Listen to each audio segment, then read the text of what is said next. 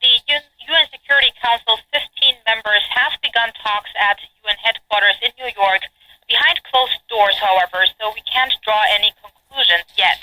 The Council is expected to issue a press statement condemning North Korea's fifth and, by all accounts, its most powerful nuclear test yet, and then discuss new measures to bring about change in the regime's behavior.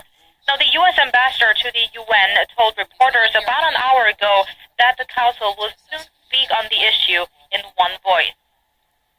North Korea is seeking to perfect its nuclear weapons and their delivery vehicles so they can hold the region and the world hostage under threat of nuclear strike. The Council must use every tool at its disposal to change North Korea's calculus, and we will take additional significant steps, including new sanctions to demonstrate to North Korea that there are consequences to its unlawful and dangerous actions. Now, Ambassador Power also said Pyongyang disregarded international law and the 4 resolutions of the Council, which clearly state that North Korea must halt its nuclear development. She also stressed that the world is completely united in condemnation of Pyongyang's fifth nuclear test, noting that it came on the heels of a successful G20 summit in China. Earlier, UN Secretary General Ban Ki-moon condemned the North nuclear test in the, quote, strongest possible terms.